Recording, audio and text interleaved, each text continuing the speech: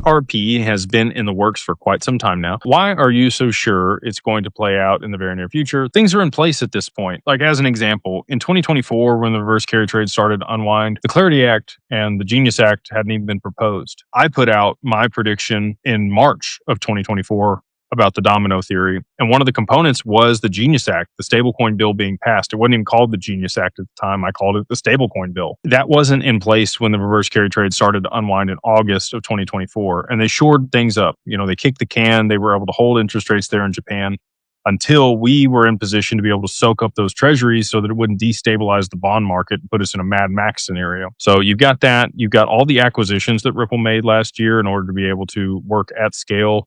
You had the launch of ROUSD, which is the first stable coin on the XRPL, which I think there will be more stable coins issued on the XRPL in the not too distant future. Monica Long talked about that just the other day. So, and then I've attended Swell the last 3 years. I was in Dubai and then Miami and then in New York here recently. In the previous 2 years, they still were talking about, compliance, regulation, custody, digital identity. And they were like, look, the bedrock has to be in place before we can actually implement this stuff. The bedrock is in place now. And in 2025 at Swell in New York, State Street, BlackRock, Fidelity, many other large institutions gave timelines on when they thought this stuff would happen. And they felt like by the end of 2028, we would have full tokenization of markets. Like that was stated by multiple large financial institutions. And for that to happen, like we've got to get liquidity into these networks. We've got to get adoption and we've got to get to work. Tokenizing real world assets on chain. And we have to have settlement and payments first. That is the first thing that has to be in place after digital identity and custody are in place for these financial institutions.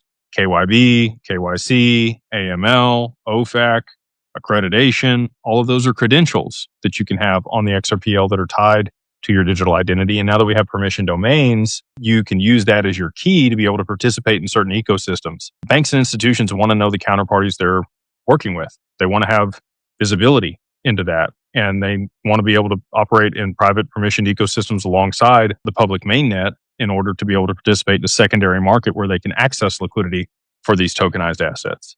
So all that being said, with the timelines that were given, and again, one of the other interviews that happened at Swell was Monica Long and the president of NASDAQ.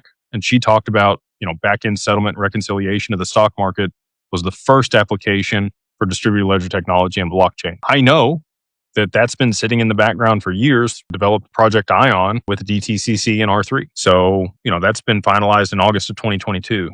All these things are ready, and the people that are positioned are going to do exceptionally well in this transition.